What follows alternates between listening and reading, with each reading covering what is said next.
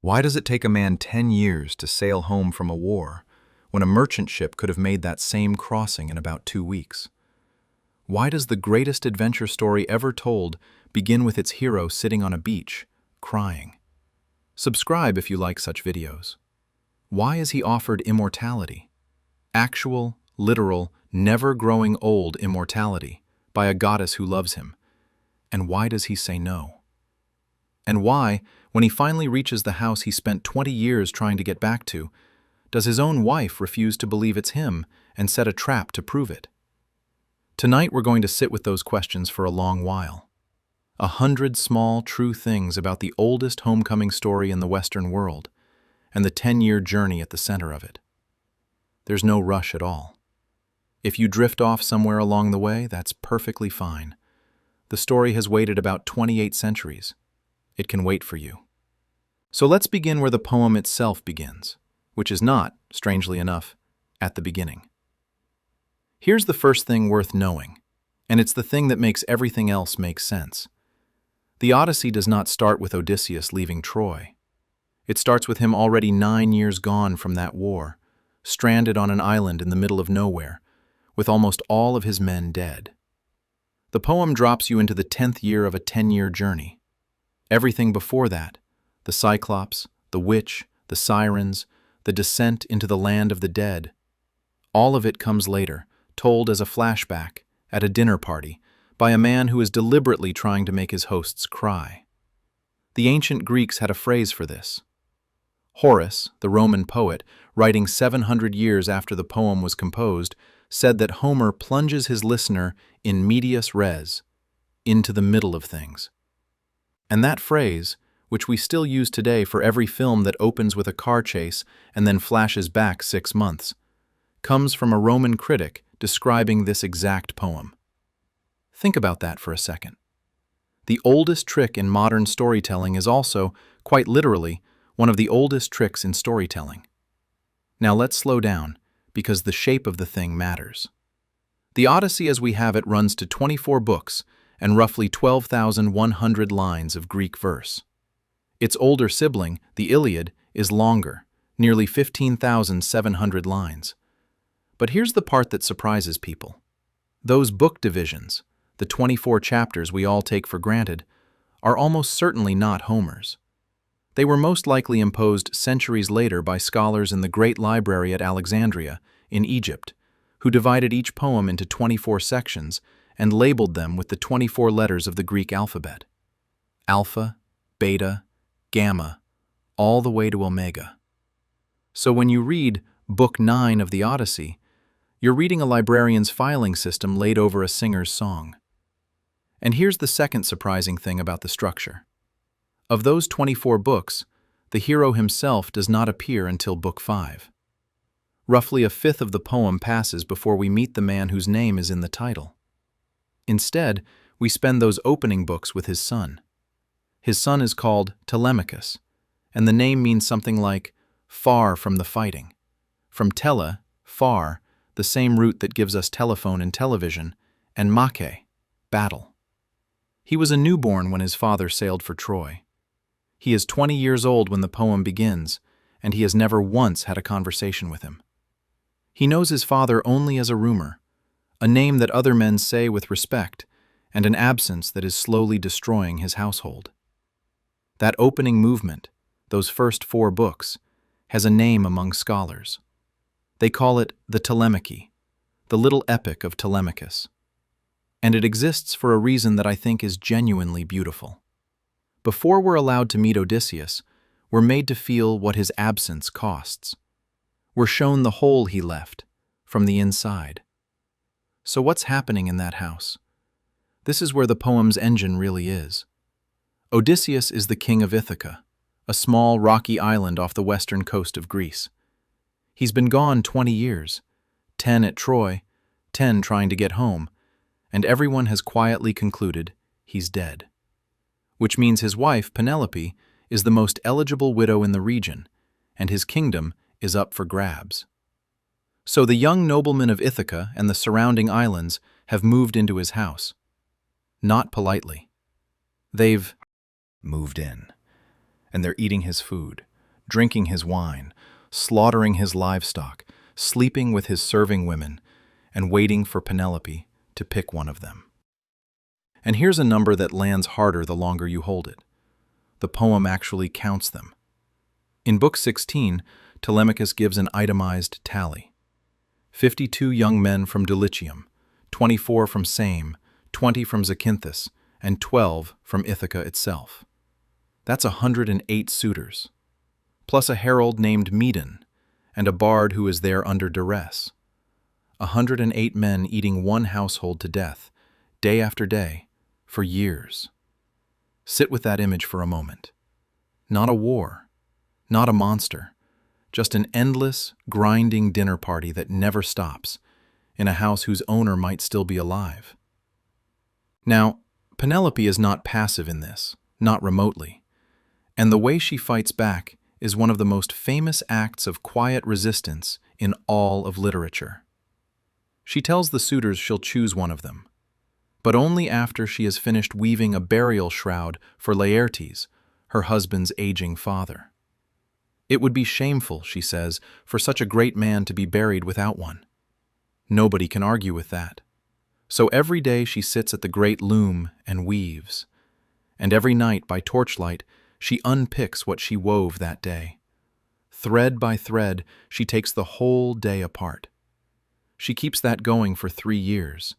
3 years of weaving a cloth that never grows. She's only caught in the 4th year, when one of her own serving women informs on her. Think about the patience that requires. Not cleverness in a flash, cleverness sustained over 1,000 nights. And this is the thing about the Odyssey that I want you to carry through the whole of tonight. It is not really a poem about strength. The Iliad is the poem about strength. This one is a poem about cunning, about endurance, about lying well and waiting long.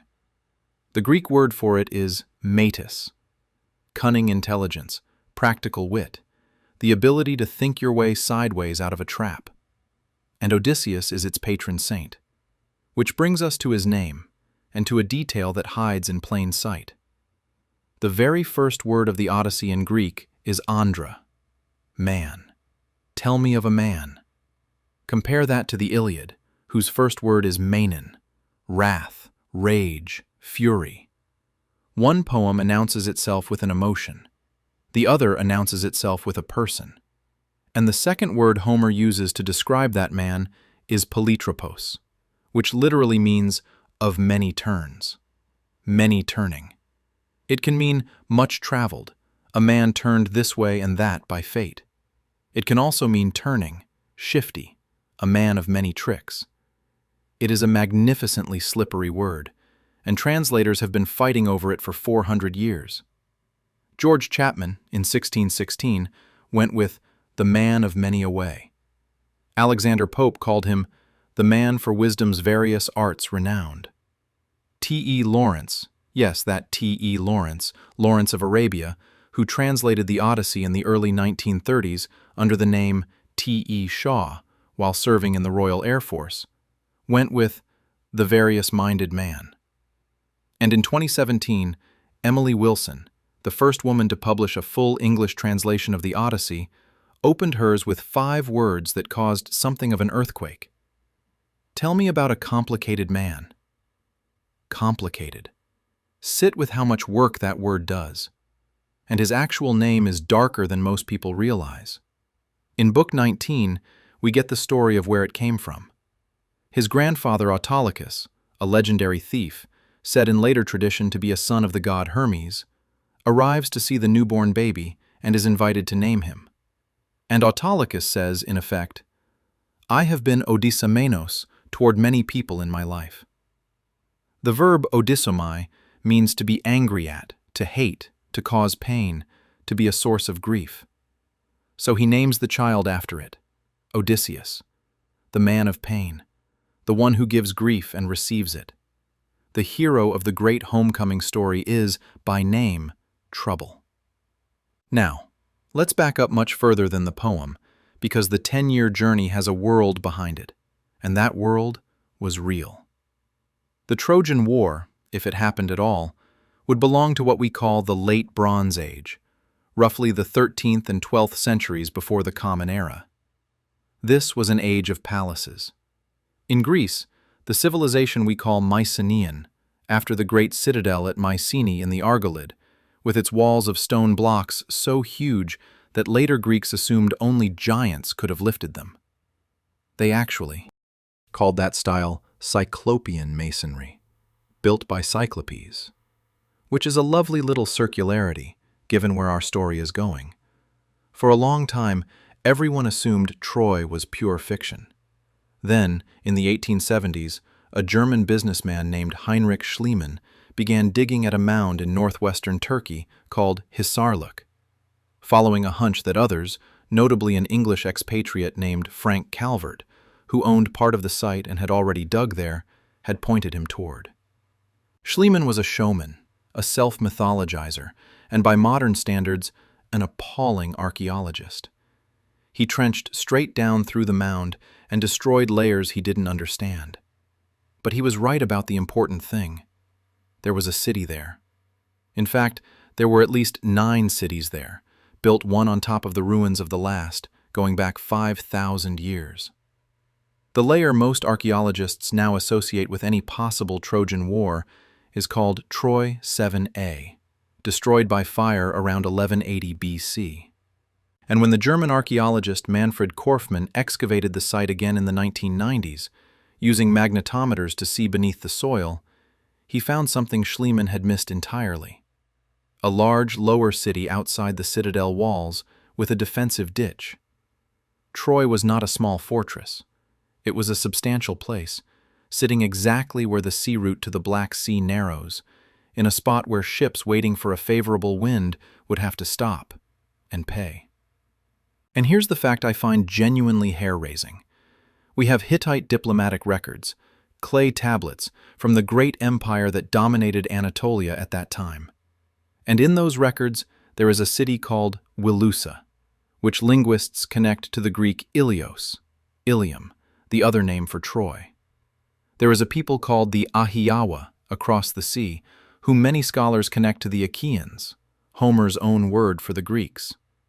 And there is a treaty made with a king of Wilusa whose name was Alexandru, Alexandros, which happens to be the other name Homer gives to the Trojan prince we usually call Paris.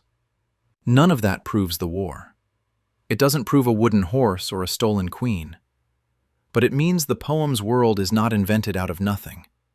Somewhere behind it, there are real ships, real trade, real diplomatic quarrels over a real city at a real strait. And then, around 1200 BC, the whole thing fell apart. This is what historians call the Late Bronze Age collapse, and it remains one of the great unsolved catastrophes of history. Within a few decades, palace after palace burned across the eastern Mediterranean. Mycenae, Pylos, Tiryns. The Hittite Empire simply ceased to exist. Egypt survived, but barely, and the pharaoh Ramesses III left carved records at Medinet Habu describing waves of raiders coming by sea, the group we now call, rather vaguely, the Sea Peoples.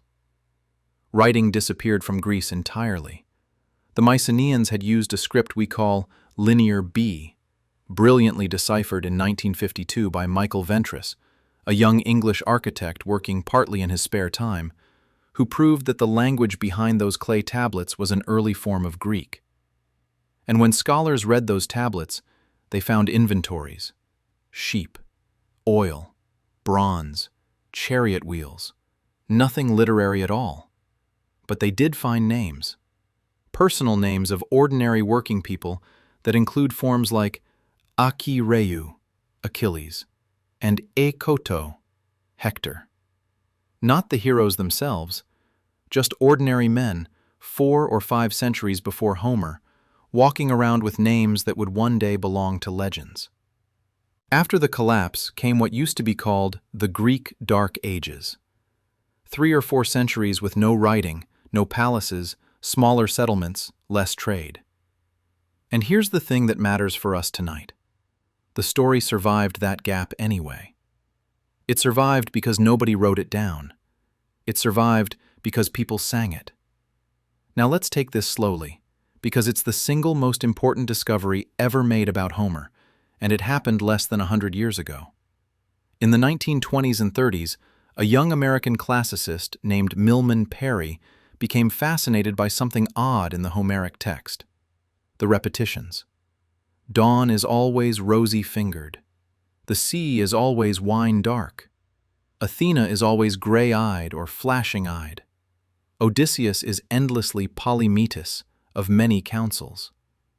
Scholars had noticed this forever, and mostly treated it as charming decoration, or as evidence that Homer occasionally nodded off. Parry noticed something else. These phrases weren't random. Each one filled a precise metrical slot. Homeric verse is written in dactylic hexameter, 6 beats to a line. Each beat a long syllable followed by 2 shorts, or 2 longs. It's a rolling, wave-like rhythm, and it's genuinely difficult to improvise in. Parry realized that the epithets functioned like prefabricated building blocks. If a singer needed to say Odysseus at the end of a line and had a certain number of syllables to fill, there was a ready-made phrase for exactly that shape. A different shape, a different phrase. It wasn't decoration, it was a system, an enormous, economical, inherited toolkit that let a singer compose at speed, out loud, in front of an audience, without ever stopping to think. But that was a theory. And Parry did something extraordinary. He went to test it on living people. In the early 1930s, he traveled to what was then Yugoslavia, to the mountains of Bosnia and Serbia and Montenegro, where illiterate village singers called guslari still performed long, heroic poems from memory, accompanying themselves on a single-stringed fiddle called the gusla. Parry brought recording equipment, aluminium discs, a car battery, the whole cumbersome apparatus of 1930s field recording, and along with his young assistant, Albert Lord, he recorded thousands of these performances. And he found exactly what he'd predicted. The singers used formulaic phrases. They built scenes out of standard components. They could not recite a poem the same way twice, because they weren't reciting. They were composing, live, from a deep inherited store of material. One singer in particular, a Bosnian butcher named Avdo Međedović, who could neither read nor write, produced for them a single song running to something like 12,000 lines, roughly the length of the Odyssey. From memory and improvisation, in a coffee house, across days of performance. That is what Homer was. Not a man with a pen, a man, or many men across many generations, with a voice, a rhythm, and a tradition. There's a shadow over that story, though. Milman Parry never got to finish his work. In December of 1935, at the age of 33, he died in a hotel room in Los Angeles from a gunshot wound while packing his luggage. It was ruled accidental. It has been argued over ever since. Albert Lord carried the work forward and published the great synthesis, The Singer of Tales, in 1960, and it changed Homeric scholarship permanently. So let that settle for a moment. The most important thing we know about the oldest poem in Europe was proved by a man with a car battery in a Balkan village, and he did not live to see it accepted. If you're drifting at this point, that's just fine. We're going to keep going gently. Now, who was Homer? The honest answer is that we don't know, and we probably never will. 7 different cities in the ancient world claim to be his birthplace: Smyrna, Chios, Colophon, Salamis, Rhodes, Argos, and Athens are the usual list, which tells you mainly that he was famous enough to be worth claiming and vague enough to be claimable. The tradition that he was blind seems to come partly from the Homeric hymn to Apollo, in which the singer describes himself as a blind man from rocky Chios, and partly from the poems themselves, where the most sympathetic portrait of a singer is a blind one. We'll come to him shortly. His name is Demodocus, and there is a real chance that when Homer describes him, Homer is describing himself. The question of whether one person composed these poems has a name. Scholars call it the Homeric question, and it opened formally in 1795 when a German scholar named Friedrich August Wolff published his Prolegomena ad Homerum and argued that the poems were assembled out of many older songs, by many hands, over a long time. 2 centuries of argument followed. The rough modern consensus, and it is rough, is that both poems emerged from a long oral tradition, and that each was probably given its final monumental shape by a single extraordinary composer, or at most a very small number of them, at the moment when writing came back to Greece. And that moment is datable, roughly. The Greeks adopted the alphabet from the Phoenicians sometime around the 9th or 8th century BC, adding vowels to a consonant-only system, an innovation that made it possible for the first time to write down the exact sound of a spoken line. The Odyssey is usually placed in the late 8th or early 7th century BC. Most scholars think it is somewhat younger than the Iliad. The 2 poems have noticeably different vocabularies, different attitudes, different textures. The Iliad is a poem about young men dying badly in the mud. The Odyssey is a poem about an older man trying to get home to his wife, and it is full of pigs and laundry and furniture and dinner. Here's a small fact that shows the seam between the 2 ages.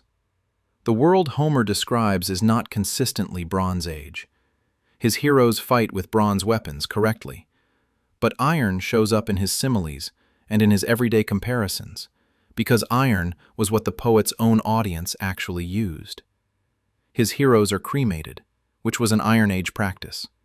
Mycenaeans generally buried their dead. His kings live in houses that sound much more like the halls of an 8th century chieftain than like the vast, bureaucratic palaces the Linear B tablets describe. The great historian Moses Finley made this argument in a wonderful short book called The World of Odysseus, published in 1954. His conclusion was that the society in the poems is essentially the poet's own, a world of aristocratic households, gift exchange, feuds, and hospitality, with a few genuine fossils of the Bronze Age preserved inside it, like insects in amber. And there are such fossils. The most famous one is in the Iliad rather than the Odyssey. A helmet made of rows of boar's tusks, described in careful detail. No such helmet existed anywhere in Homer's own world, but archaeologists have dug them up from Mycenaean graves. That description had been carried, accurately, in the mouths of singers for something like 500 years. 500 years with no writing, and the tusks stayed in the right order. So let's step now into the poem itself, and let it unfold at its own pace. It opens with a prayer. Tell me, Muse, of the man of many turns, who wandered far after he sacked the sacred citadel of Troy. He saw many cities, and knew the minds of many men. He suffered greatly on the sea, struggling for his own life and the homecoming of his companions. But he could not save them, hard as he tried. They died by their own recklessness, the fools who ate the cattle of the sun. That's the whole poem in a paragraph, and notice what it does. It tells you the ending. The men die. Homer's audience already knew the story, so suspense was never the point. The point was how it would be told this time. There's a word buried in that opening that has traveled further than almost any other Greek word. Nostos. It means homecoming, or the return home, and it's the technical term for this entire genre, the songs of the returns of the Greek heroes from Troy. Now pair nostos with algos, which means pain. Homecoming pain. In 1688, a Swiss medical student named Johannes Hofer, writing his dissertation at Basel, needed a clinical name for a condition he'd observed in Swiss mercenaries serving abroad. A wasting sickness of grief and longing that came over men far from their mountains. He built the word from Homer's Greek, nostalgia, the ache to get home, named quite literally after the Odyssey. Now the scene shifts to Olympus, and here's a detail people rarely notice. The gods hold a council about Odysseus specifically because Poseidon isn't in the room. He's away, off among the Ethiopians, enjoying a feast. Poseidon hates Odysseus and has been blocking his return, So Athena, who loves Odysseus, and who is the goddess of exactly the kind of cleverness he embodies, waits until the sea god is out of town and quietly gets the escape approved behind his back. Even the divine plot runs on cunning. Athena, incidentally, spends most of the poem in disguise. She appears as a Taphian trader named Mentes. She appears as an old family friend of Odysseus called Mentor, and from that character's name, through a 17th century French novel that made him a wise tutor figure, we get the ordinary English word mentor. She appears as a young girl carrying a water jar. She appears as a shepherd boy. She is constantly next to the characters and almost never recognized, which is, when you think about it, exactly what this poem believes the world is like. Down on Ithaca, Telemachus finally acts. Pushed by Athena, he does something no one expects of him. He calls an assembly, the first one, held on the island in 20 years, and publicly denounces the suitors. It goes badly. They mock him. But he takes a ship anyway and sails off to find news of his father. And this is where the poem opens out into something like a travelogue of the old heroic world. He goes first to sandy Pylos, on the southwestern coast of the Peloponnese, to the household of old Nestor, the oldest of the Greek commanders at Troy, a man who cannot answer a simple question without a 40-line reminiscence about how much better everyone was in his youth. Homer clearly finds him funny and also treats him with great tenderness. Then Telemachus travels overland by chariot to Sparta, to the palace of Menelaus and Helen. And this is one of the strangest and most quietly devastating scenes in ancient literature. Because here they are, the couple whose marriage started the war. 10 years of slaughter, and they're back at home, hosting a dinner party, in a house glittering with the treasure Menelaus picked up on his own long detour through Egypt and Cyprus. They're perfectly polite. They finish each other's stories. And underneath everything, there is a silence you could drown in. Then the conversation turns to Troy, and everyone begins to weep. And Helen of all people, quietly slips a drug into the wine bowl. Homer names it Nepenthe, from nepenthos, no grief. He says it takes away sorrow and anger so completely that a man could watch his own brother killed in front of him and not shed a tear. And he says Helen was given it in Egypt, by a woman named Polydamna, wife of Thon. Scholars have argued for centuries about what it was. Opium is the most common guess, and Egypt did have poppies. But the detail I love is the offhandedness. Homer doesn't make a fuss. Helen simply drugs the room so the evening can continue pleasantly, and the party goes on. Menelaus then tells his own tale, and it's a marvel. Stranded on an island off Egypt with no wind, he was advised by a sea nymph to ambush her father, Proteus, the old man of the sea, who knows everything but will only answer if you can hold him. So Menelaus and 3 men hid under stinking sealskins on the beach at noon, waiting while the seals hauled out around them and then jumped him.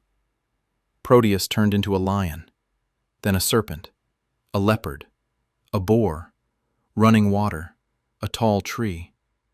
And Menelaus held on through all of it until the god gave up and answered. That is where our word protean comes from.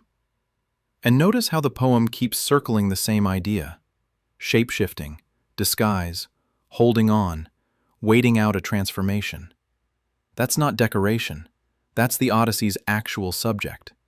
And it's from Proteus that we finally get the news. Odysseus is alive, held on an island by a nymph, weeping.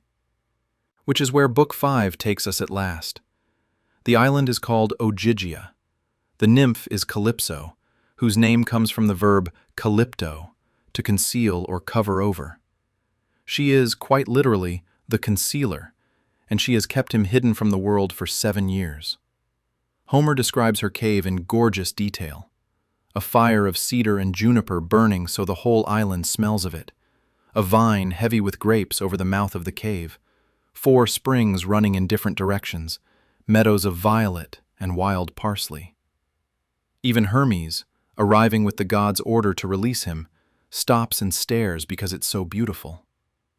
And there, on the shore of that paradise, sitting apart, is Odysseus, crying, looking out over the barren sea. Homer says he spent his days on the rocks weeping, and his nights in the cave with a goddess who wanted him and whom he no longer wanted.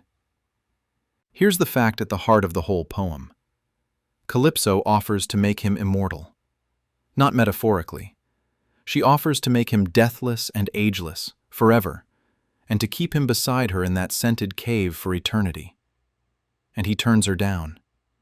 He says, with enormous tact, that he knows perfectly well that Penelope is no match for a goddess. Penelope is mortal, and will grow old, and will die. And he wants to go home to her anyway. Sit with that a moment because it's genuinely radical. Every other hero of Greek myth is chasing glory or godhood.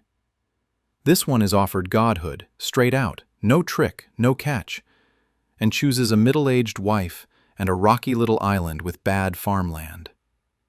The Odyssey's answer to the question, what is a good life, is this one, the mortal one, the one that ends. So he builds a raft, and this is another of those details that reveals how much this poem loves ordinary competence.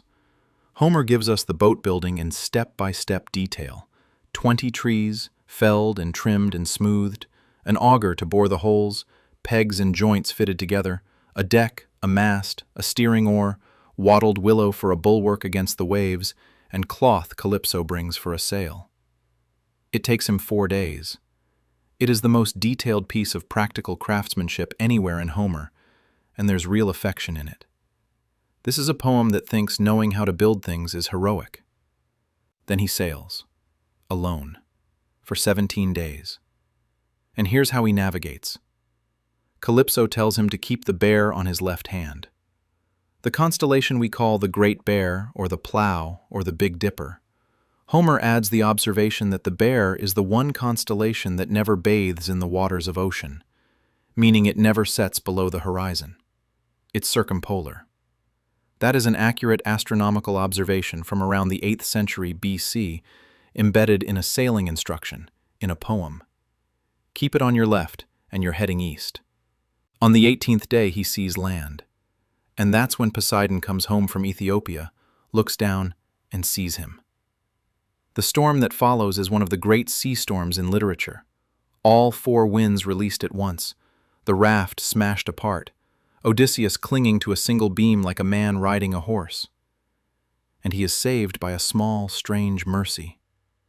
A sea goddess called Ino, who was once a mortal woman named Leucothea, rises up and gives him her veil, telling him to wrap it round his chest, abandon the wreck, and swim. He doesn't trust her. Of course he doesn't. He never trusts anyone immediately. And that instinct is precisely why he's still alive. He waits until the raft is destroyed anyway, then uses it. He swims for 2 days and 2 nights. He is finally thrown up on a rocky coast, and Homer compares his skin being torn from his hands on the rocks to the way pebbles cling to the suckers of an octopus dragged from its hole.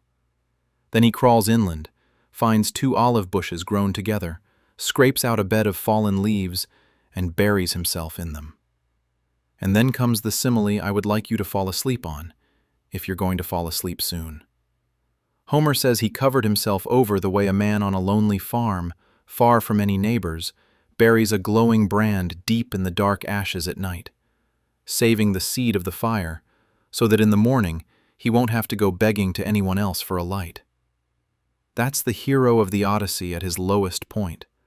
Not a warrior, an ember, hidden in ash, keeping itself alive until morning. There's no rush here. Let that image stay with you a while. He wakes to the sound of girls shouting. The land he's washed up on is Scheria, home of the Phaeacians, and what happens next is one of the loveliest scenes in the poem, partly because it is so completely domestic. A princess named Nausicaa has come down to the river mouth with her maids to do the palace laundry. Athena put the idea in her head in a dream, of course, but the dream was about her wedding clothes needing to be clean, which is exactly the sort of nudge that works on a real person. So they've driven a mule cart down, trodden the clothes clean in the washing pools, spread them on the shingle to dry, bathed, rubbed themselves with olive oil, eaten lunch, and started a ball game. The ball goes into the river. They all shriek, and out of the bushes comes a naked, salt-crusted, seaweed-tangled man who has been in the water for 3 days. Every single girl runs, except Nausicaa, who stands her ground. And Odysseus, filthy and desperate, holding an olive branch in front of himself for decency, does the thing he does best. He calculates.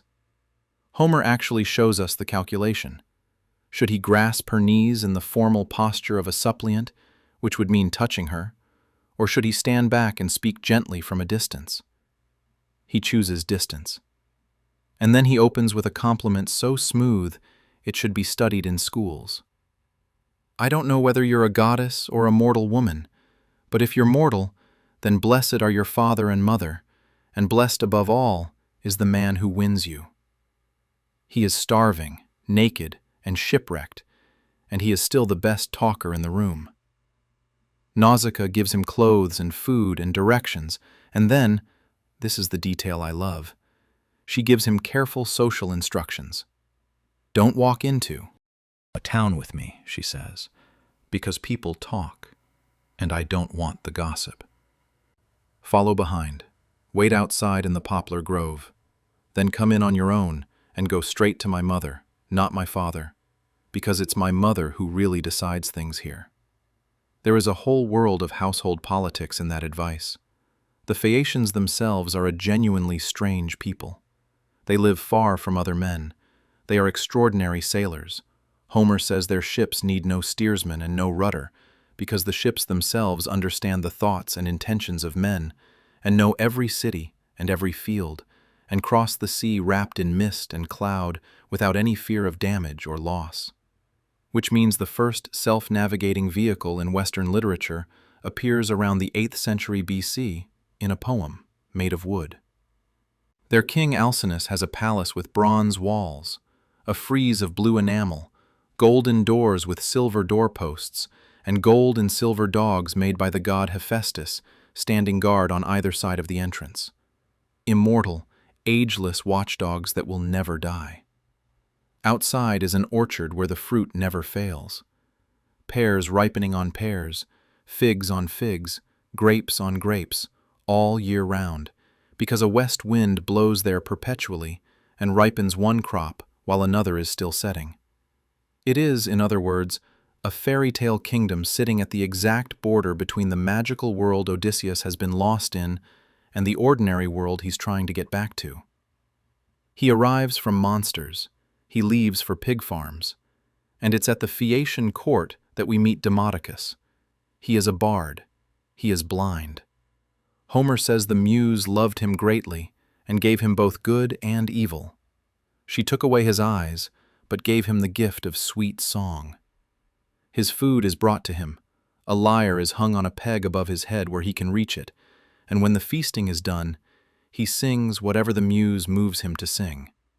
If you have ever wondered what Homer thought of himself, that portrait is probably the closest we will get. Demodocus sings 3 times. The first song is about a quarrel at Troy between Odysseus and Achilles, and the stranger sitting at the table pulls his cloak over his head and weeps, so that no one will see, and each time the song pauses he wipes his face and lifts his cup again, and only Alcinous, sitting beside him, notices. The second song is pure comedy, how Ares the war god and Aphrodite the goddess of love had an affair, and how her husband Hephaestus, the smith, forged an invisible net of chains finer than spider silk, trapped them in bed together, and then invited all the gods in to come and look and laugh. The gods laugh. Homer lets the whole hall laugh. This poem is not solemn, and people forget that. Then the third song. Odysseus himself requests it. He asks the blind singer to sing about the wooden horse. And here's a fact worth pausing on properly. The Trojan horse does not appear in the Iliad at all. The Iliad ends with Hector's funeral, before the city falls. The oldest surviving account of the wooden horse anywhere in literature is right here, in the Odyssey, sung by a blind man at a dinner party. Sung, in fact, back to the man who invented it, at his own request. Think about what that means emotionally. Odysseus asks to hear the story of his own greatest triumph, and the moment he hears it, he breaks. The simile Homer uses for that weeping is, I think, the most extraordinary thing in the poem. He says, Odysseus cried the way a woman cries when she throws herself on the body of her husband, who has fallen in front of his own city, defending his people. And behind her, the enemy soldiers are already beating her back and shoving her with their spears to lead her away into slavery, and her cheeks are wasted with the most pitiable grief. The sacker of cities is compared to a woman whose city has just been sacked. By him. Sit with that for a moment. 3,000 years ago someone wrote that. And then, at last, Alcinous asks him directly, "Who are you?" And Odysseus answers with a line that is the hinge of the entire poem. "I am Odysseus, son of Laertes, known among all men for my cunning, and my fame reaches to the heavens." What follows, books 9 through 12, is the part everybody knows. Theve is the part everybody knows. The monsters, the witch, the sirens, the underworld. Scholars call it the apologoi, the tellings. And here is the thing that never gets mentioned in the picture book versions. Every single word of it is told by Odysseus, in the first person. To an audience he needs something from. There is no external verification for any of it. Not one monster in the entire fantastical section is witnessed by the narrator, the most famous liar in Greek literature, a man who, later in this very poem, will invent 4 separate, elaborate false life stories on the spot, is telling a room full of generous hosts why he arrived with nothing and needs a ship home. I'm not saying it's untrue. Homer clearly wants us to take it as true. But the frame is deliberate, and ancient readers noticed. It's worth holding lightly as we go. So, let's follow him. It starts realistically. Leaving Troy with 12 ships, he raids a coastal town called Ismarus, belonging to a Thracian people called the Cacones. This is not magic. This is Bronze Age piracy, described plainly. They sacked the city, killed the men, took the women and the goods, and divided the spoil fairly. Odysseus says he urged everyone to leave immediately. Nobody listened. They stayed on the beach drinking and slaughtering sheep. The Cacones brought in reinforcements from inland, and by the end of the day, 6 men from every ship were dead. Around 72 men, gone, before a single monster appears. That is a real thing that really happened to real raiders in the late Bronze Age, over and over. He does take one thing of value from Ismarus, though, and it matters enormously later. He spares a priest of Apollo named Marin, and Marin gratefully gives him gifts, including 12 jars of an extraordinary red wine. Homer says it was so strong it had to be diluted with 20 parts of water to 1 of wine, and that when it was mixed, a sweet smell rose from the bowl that made it impossible to hold back. Remember that wine. It's going to blind something. Then the storm comes. They round Cape Malea, the southern tip of the Peloponnese, a real headland with a genuinely fearsome reputation among ancient sailors, and the north wind takes them. And here, exactly here, the map stops working. 9 days of drifting, and everything after that is somewhere else. First stop, the land of the lotus eaters. He sends out a scouting party of 3 men, and the locals do them no harm at all. They simply offer them the lotus to eat, and whoever eats it loses all desire to return home, wanting only to stay there, eating lotus, and forget the journey entirely. Odysseus has to drag them back to the ships in tears and tie them under the benches. There's no violence in it. That's what makes it frightening. It's the first of the poem's many temptations, and its logic is that forgetting is a kind of death. Herodotus, writing 4 centuries later, said the lotus eaters were a real people on the coast of North Africa, and identified their lotus as a sweet fruit about the size of a mastic berry made into a wine. Botanists generally connect that description to Sisyphus' lotus, the jujube. And the island of Jerba, off Tunisia, has claimed the association for well over 2,000 years. Now here's where the story gets really interesting and dark. The next island has goats on it, and across the water is a mainland where smoke rises and sheep bleat.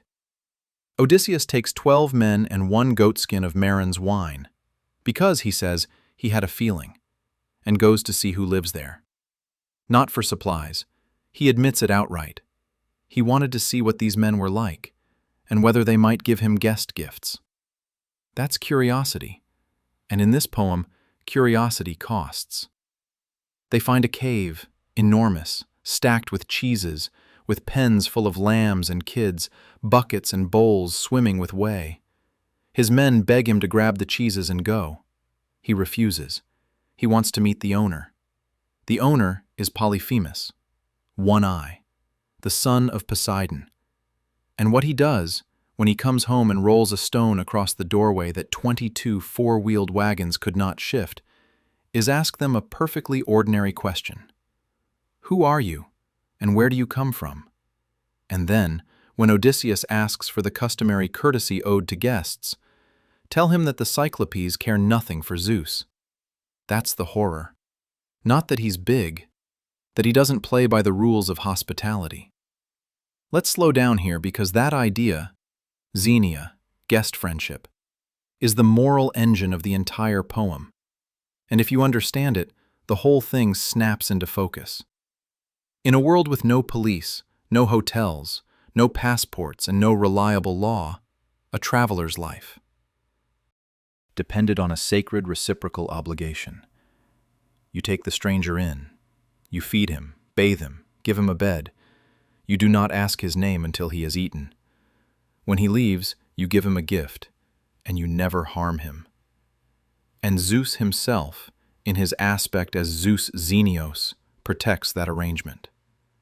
Now look at the poem again. The Phaeacians observe Xenia perfectly, and they are rewarded. The Cyclops eats his guests. The suitors are guests who have devoured their host's house. And Odysseus spends the entire second half of the poem disguised as a beggar, testing every single person in Ithaca to see how they treat a stranger with nothing. The Odyssey is, underneath the sea monsters, an extended examination of how people behave towards someone who cannot repay them. So, the cave. Polyphemus eats 2 men that first night, smashing them on the ground like puppies, and Odysseus stands there in the dark and considers stabbing him, and then realizes that if he does, they'll all die sealed inside, because they can't move the stone. That calculation is the whole character in one moment, rage held back by arithmetic. Instead, he waits.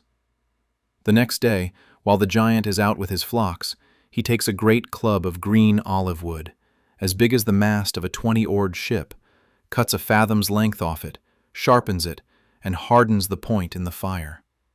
Then he hides it under the dung. And that evening, after Polyphemus has eaten 2 more men, Odysseus offers him a bowl of Marin's wine, the wine that should be cut 20-1, served neat. The Cyclops drinks 3 bowls, and he asks his guest's name so that he can give him a guest gift. And Odysseus says, "My name is nobody. Odysseus. My mother and my father and all my companions call me nobody. The gift," says Polyphemus, "is that I will eat you last." And then he falls over backwards, drunk, and vomits wine and pieces of men. They heat the steak, 4 men holding it, and Odysseus leaning on the top, and they drive it into the eye and spin it like a shipwright's drill, and Homer, who never looks away from anything, compares the hiss to a blacksmith plunging an axe head into cold water to temper it. The other Cyclopes come running when they hear the screaming and call through the stone, "Who is hurting you?" And the answer comes back, "Nobody is killing me by force or treachery." So they go home, and they tell him to pray to his father, and they leave him to it. There's a second layer to that joke that only works in Greek. When the neighbors phrase their question, the grammar shifts outis into the form metis. And metis, the same sound, is the word for cunning, the very quality Odysseus is famous for. So the pun is not just, nobody hurt me. It's also, simultaneously, cunning is killing me. Whoever composed that was showing off, and had every right to. The escape is the part every child remembers. Blind Polyphemus sits in the doorway with his hands spread, feeling the back of every sheep as it goes out. So Odysseus lashes the rams together in threes with willow withies, hides a man under the middle of each, and takes for himself the biggest ram of the flock, hanging underneath it with his fingers twisted in the wool, face turned upward. And then Homer does something almost unbearable. He gives the blinded monster a speech. Polyphemus, feeling his favorite ram going last instead of first as it always does, speaks to it tenderly. "Dear ram, why are you last today? You were always first to the pasture and first to the river. Are you grieving for your master's eye?" The monster loves his sheep, and the hero is hanging underneath one, silent, listening. Then they row out, and Odysseus, safely offshore, with everything won, cannot stop himself. He shouts back a taunt. His men beg him not to. He does it anyway. And then he does the truly fatal thing. He gives his real name. If anyone asks who blinded you, say it was Odysseus, sacker of cities, son of Laertes, who lives in Ithaca. He hands a son of Poseidon his full name and his home address. And Polyphemus lifts his hands to his father and prays that this man may never reach home. Or if he must, that he come late, and in a bad way, in someone else's ship, having lost all his companions, to find trouble in his house. Every single word of that curse comes true. 10 years of wandering in one sentence because a clever man could not resist being known. Think about that for a second. The Odyssey is a poem that punishes its hero at extraordinary length for wanting credit. Before we sail on, one strange footnote about the Cyclops. In the 19-teens, an Austrian paleontologist named Othenio Abel proposed an explanation for where the one-eyed giant might have come from. Sicily and other Mediterranean islands were home, during the Ice Ages, to dwarf elephants, genuinely small elephants, some no taller than a man, whose bones and skulls turn up in island caves. And an elephant skull has an enormous hole in the center of the forehead where the trunk attached. To anyone who has never seen a living elephant, that skull looks exactly like the head of a giant humanoid with a single, vast eye socket in the middle of its face. It's a hypothesis, not a proven fact, and it's been argued over ever since. But it's a lovely one, because it suggests something true about all myth-making, that people have always found strange bones in caves and tried to tell an honest story about them. Now back to the sea, and to the cruelest episode in the entire poem. They come next to a floating island, walled with bronze, ruled by Aeolus, keeper of the winds. He hosts them for a full month, listens to the whole story of Troy, and then does something spectacularly generous. He takes the hide of a 9-year-old ox, puts all the contrary winds inside it, ties it shut with silver wire, and stows it on the ship. Then he lets out only the west wind to blow them gently home. They sail for 9 days and 9 nights, and on the 10th day they see Ithaca. Homer says they came close enough to see the men tending the watchfires on the shore. And then Odysseus, who has stayed awake at the steering oar for 9 straight days because he wouldn't trust anyone else with it, falls asleep. His crew, who have watched him receive gifts at every stop, decide the bag must be full of gold and silver that he's hoarding for himself. So they open it. And every wind in the world comes out at once and blows them all the way back to Aeolus, who takes one look at them and says, "Get off my island. You are clearly hated by the gods." Think about what that costs. Not a monster, not a god's anger, just exhaustion, plus suspicion, plus 20 seconds of curiosity. He was close enough to see the fires on the beach. If that's not the most human moment in ancient literature, I don't know what is. Next comes the land of the Laestrygonians, and it's a genuine horror sequence. A fjord-like harbor with steep cliffs on both sides, so calm and inviting that 11 of the 12 ships row straight in and moor together. Odysseus, being who he is, ties his own ship up outside, on the rocks. The locals turn out to be giants, and they stand on the cliffs and drop boulders down onto the trapped fleet, spearing men in the water like fish. 11 ships, gone in minutes. Only the one moored outside escapes. There's a detail in that passage that has fascinated readers for centuries. Homer says that in that land, the paths of night and day are close together, so that a man who could go without sleep could earn double wages, herding cattle by day and sheep by night. That's a description of a place with almost no darkness, a high-latitude summer.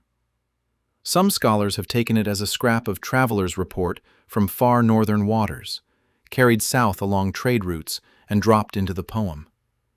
Others think it's simply a fairy tale flourish.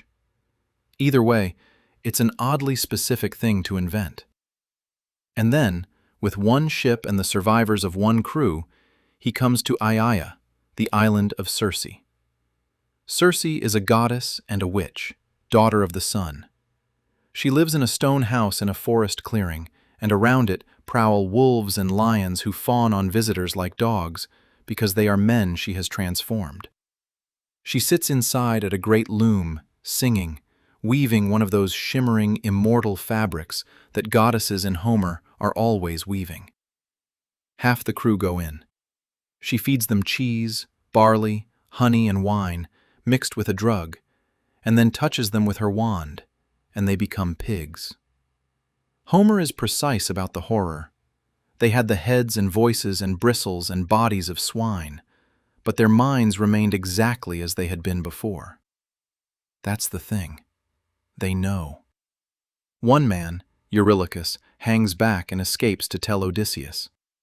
And as Odysseus walks up alone to rescue them, Hermes meets him in the form of a young man with the first down on his lip, and gives him a plant to protect himself.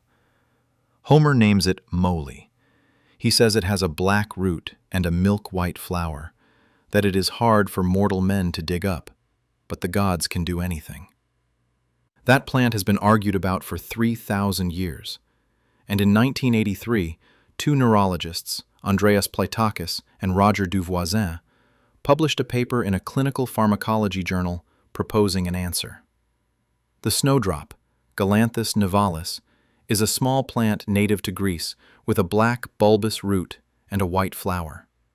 It contains a compound called galantamine, which is an anticholinesterase, and anticholinesterases are the standard antidote for poisoning by anticholinergic plants like datura and henbane, which cause exactly the sort of delirium, amnesia, and hallucination that would make a man believe he'd been turned into an animal.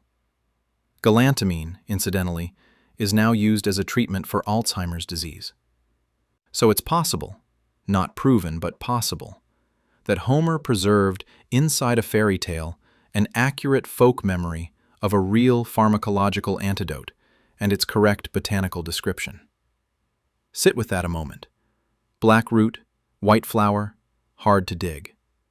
Circe's drug fails, and when Odysseus draws his sword, she immediately recognizes what has happened, because Hermes had long ago told her that a man of many turns would one day come whom her potions could not touch.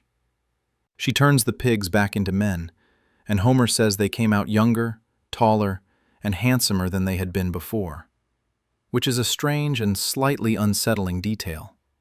And then, having escaped the witch, Odysseus stays with her for 1 full year. Not trapped, not enchanted, just staying, feasting on endless meat and sweet wine, until eventually his own men have to take him aside and say, quietly, "My lord, it is time to think about home." That's 1 year of the 10 accounted for. 7 were with Calypso. Which means that of the famous 10-year journey, 8 full years were spent essentially standing still, in the company of a woman, being looked after. The journey home is mostly not travel. It's delay. It's the difficulty of leaving comfortable places. Circe agrees to let him go, but tells him there is one more journey he must make first. He has to go to the house of Hades and consult the ghost of the blind prophet Tiresias. His men weep and tear their hair when he tells them, and honestly, who wouldn't? The night before they sail, one of the crew, a young man named Elpenor, described bluntly by Homer as not particularly brave and not particularly bright, gets drunk and falls asleep on the roof of Circe's house to get some air. In the morning, hearing the commotion of departure, he stands up, forgets where he is, walks straight off the edge and breaks his neck. Nobody notices. They sail without burying him. Remember Elpenor. He comes back. What follows is Book 11, the Nicaea, the summoning of the dead, and it is one of the most influential passages ever written. Virgil rewrote it. Dante rebuilt the entire architecture of the Inferno on it. Every descent into the underworld in Western literature is downstream from this book. They sail to the edge of the world, to the land of the Cimmerians, where Homer says the sun never shines and deadly night is stretched over wretched mortals always. There, at the confluence of rivers of the underworld, Odysseus digs a pit a cubit square, pours offerings of honey and milk, sweet wine and water, sprinkles white barley, and cuts the throats of a black ram and a black ewe so the blood runs down into the trench. And the dead come up out of Erebus to drink it. Brides, young men, old men who have suffered much, tender girls with grief still new in their hearts, and many men wounded with bronze spears, still wearing their bloodied armor. They swarm around the pit with a terrible crying, and Odysseus, gone pale with fear, has to hold them off with his sword, because only the one who drinks can speak. The first to come is Elpenor, unburied, begging to be given a proper funeral and a mound with his oar planted on top of it. Odysseus promises, and later he keeps that promise. Then his mother comes, Anticlea. And here's the detail that hollows people out. He didn't know she was dead. He left for Troy 20 years ago, and she was alive. Now she comes up out of the dark with the other ghosts, and he has to sit there and refuse to let her drink first, because Tiresias must go first. So he watches his own mother's shade wait her turn without recognizing him. When at last she drinks and knows him, he asks how she died. And she tells him it was not illness, and not the gentle arrows of Artemis. It was longing for him. It was missing him and his kindness that took the sweetness out of life. Then he tries 3 times to embrace her, and 3 times she slips through his arms like a shadow or a dream. He cries out, and she explains gently that this is simply what happens to mortals when they die. The sinews no longer hold the flesh and bones together, and the spirit flutters away like a dream. 3 times. Homer repeats the attempt 3 times. That's not a stylistic tick. That's what grief is actually like. Tiresias, meanwhile, has given him the prophecy that shapes everything. You may still reach home, but only if you and your men leave the cattle of the sun untouched on the island of Thrinacia. If you harm them, your ship and your companions are destroyed, and even if you survive yourself, you will come home late, in a bad way, in a stranger's ship, to find trouble in your house. Which is, word for word, the Cyclops' curse. The prophecy and the curse are the same sentence, spoken from opposite ends of the world. And then Tiresias adds something stranger, which most people have never heard, and which we'll return to at the end of tonight.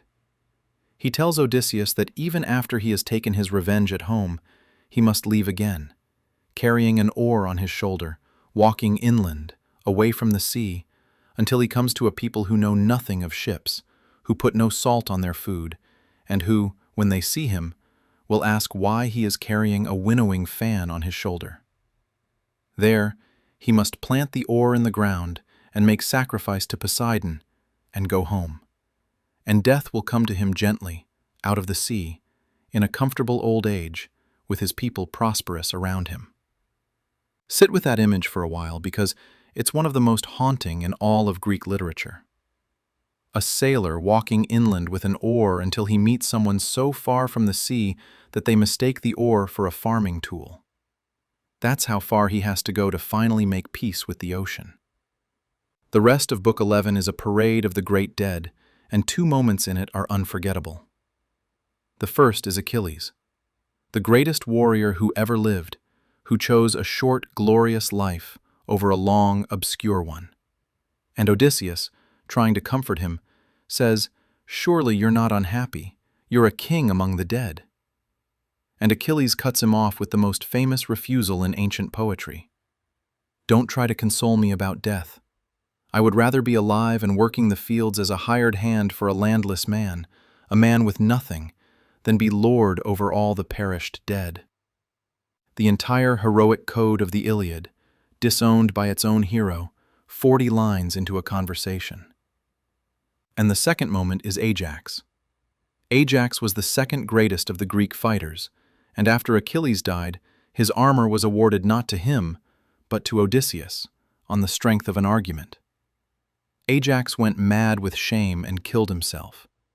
And now his shade comes up out of the dark, and Odysseus speaks to him, apologizes, praises him, pleads with him to come closer and listen. And Ajax says nothing at all. He simply turns and walks away into Erebus with the other dead. That silence is probably the most famous silence in Western literature. The greatest talker in the ancient world, standing at the edge of the underworld, and the one man he cannot persuade is the one who won't speak. If you're drifting now, let it happen. We're a long way from morning. They sail back to Circe, bury Elpenor properly with his oar upright on the mound, and Circe gives them sailing directions for the last stretch, and warns them about what's coming. First, the sirens. Now, almost everything popular culture believes about the sirens is wrong, and the corrections are wonderful. There are only 2 of them in Homer. Not a chorus, not a shoal, 2. They are not described as beautiful.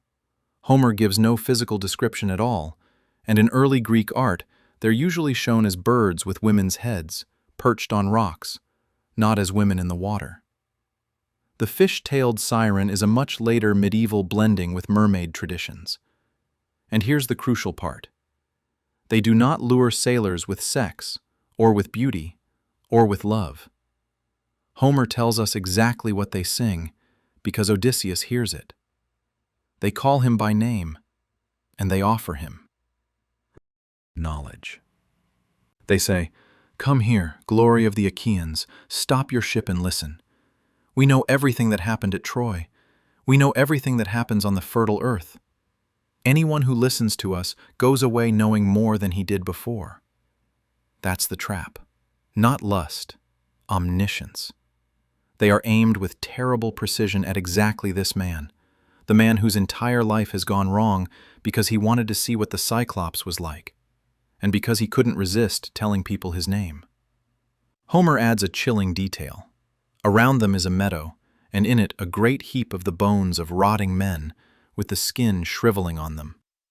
So Odysseus kneads a great round of beeswax, softens it in the sun, and plugs his crew's ears. And then, because he cannot bear not to hear it, he has himself tied upright to the mast, with instructions that if he begs to be released, they must tie him tighter. They row past. He hears the song. He signals frantically with his eyebrows to be untied, because his mouth is useless. His men can't hear him. 2 of them get up and bind him with more ropes. And the sea goes quiet, and they row on. It is, I think, the first accurate description of addiction in literature, and the first proper account of what we'd now call a commitment device.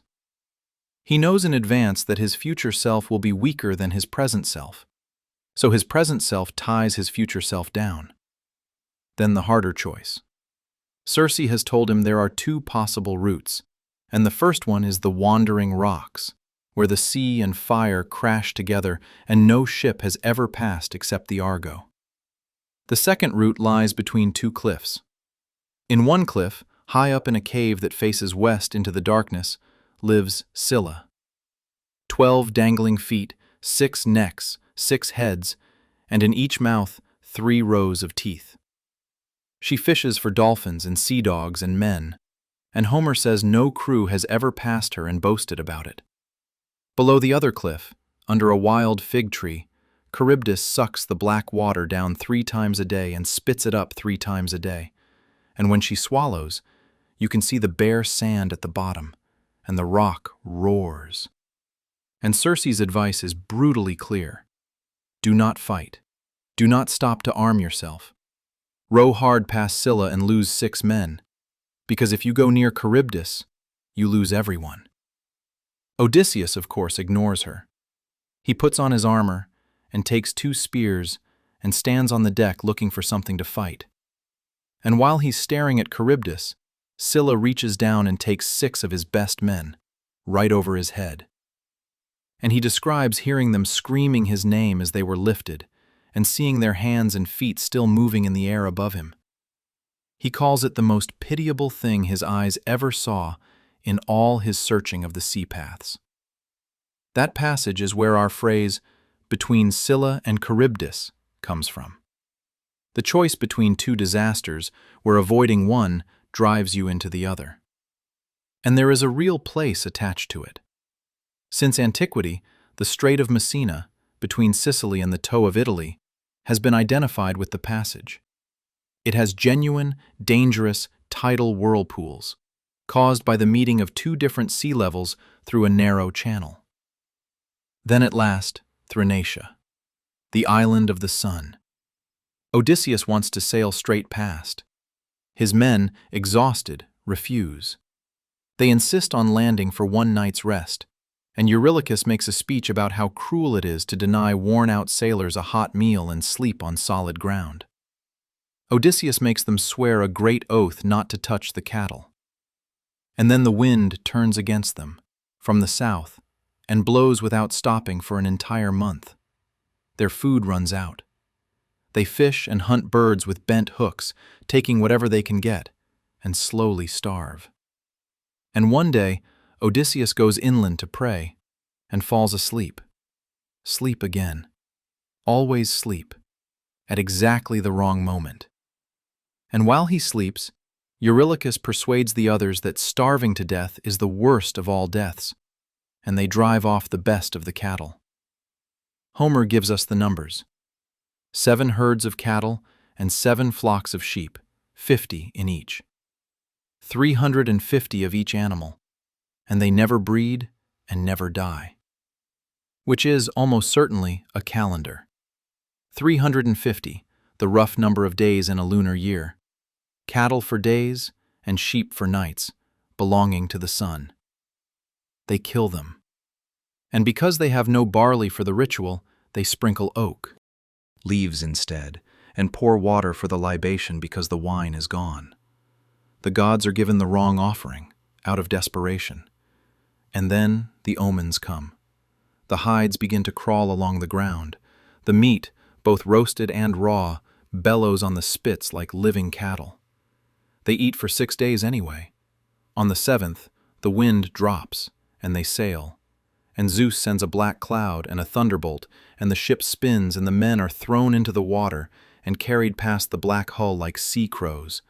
And that is the end of every single one of them. Odysseus lashes the mast and the keel together with a leather backstay and rides that wreckage, alone, back to Charybdis, and clings to the fig tree above the whirlpool like a bat, hour after hour, waiting for the timbers to be spat back up. He waits, he says, until the time in the evening when a judge finally rises from the marketplace after settling many quarrels between young men. Which is Homer's way of telling the time without a clock, and one of the most beautiful phrases in the poem.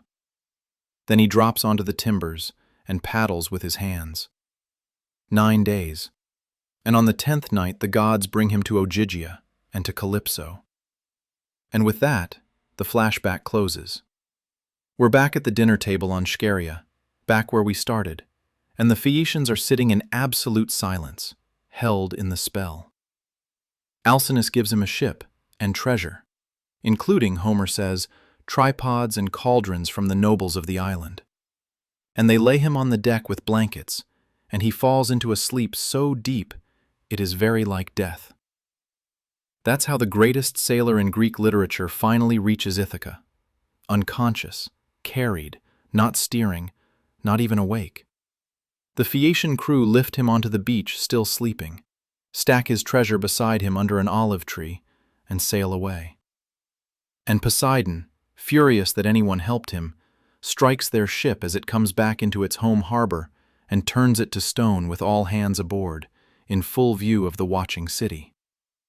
So the last thing that generous, magical, mist-sailing people ever do is deliver Odysseus home, and it destroys them. He wakes on his own island and doesn't recognize it. Athena has poured a mist over everything. And his very first reaction, the first thing this man does on the soil he has spent 20 years trying to reach, is to count his treasure to see whether the Phaeacians cheated him. Homer knows exactly who this character is. Athena appears as a young shepherd and tells him where he is, and Odysseus, on hearing that he's finally home, immediately invents a long, detailed, false life story about being a Cretan fugitive who killed a man in an ambush. And the goddess laughs. She actually laughs and reaches out and strokes his cheek and says, "You would have to be a real trickster to get past you in a contest of deceit. Even here, even now, you can't stop lying." And she tells him she loves him precisely because he's like this. Because he's shrewd and quick and never loses his head.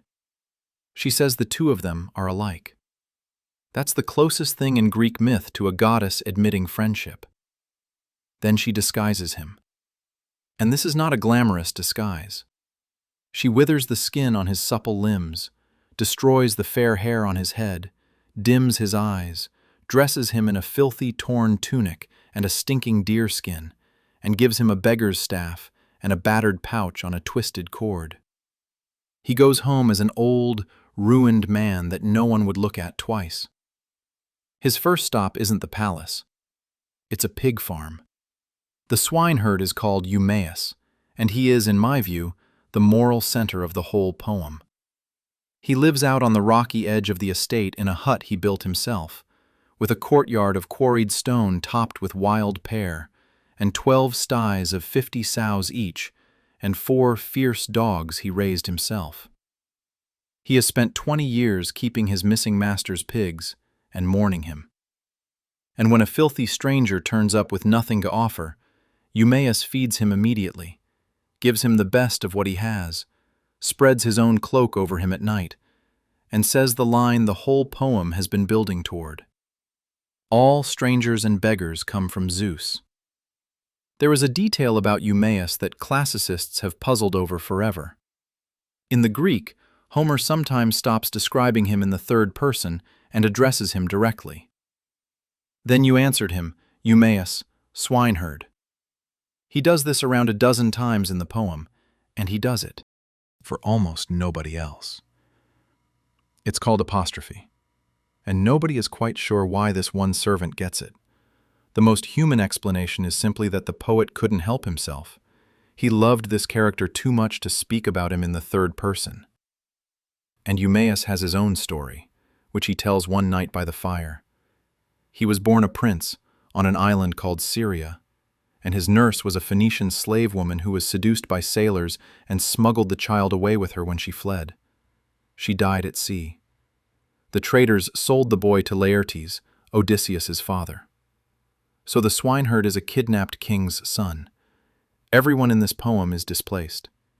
Telemachus comes back from Sparta, dodging an ambush the suitors have set for him at sea, and comes to the hut first.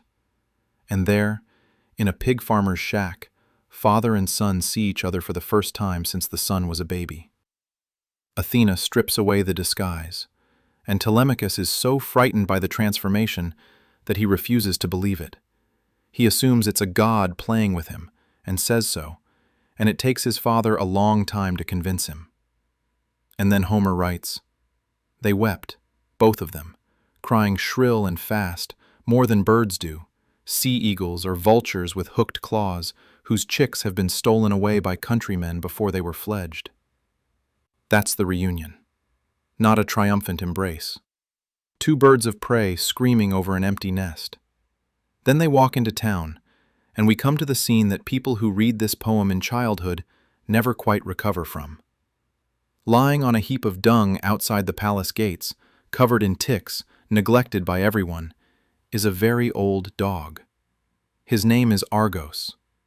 Odysseus raised him as a puppy, but sailed for Troy before he could hunt with him. The dog is now 20 years old. He was once the fastest tracker in Ithaca, and now no one bothers with him, and he lies in the muck that will be carted off later to manure the fields. And this dog, alone of everyone on the island, before the wife, before the nurse, before the old father, recognizes Odysseus instantly through a disguise made by a goddess. He cannot get up. He has no strength left. He drops his ears and wags his tail, and that is all he can manage. And Odysseus, who cannot break cover, who has 108 armed men in the courtyard, turns his face away and wipes off a tear where Eumaeus can't see, and asks a casual question about the dog to cover it. And Homer writes that the fate of Black Death took Argos immediately in that same moment when he had seen Odysseus in the 20th year.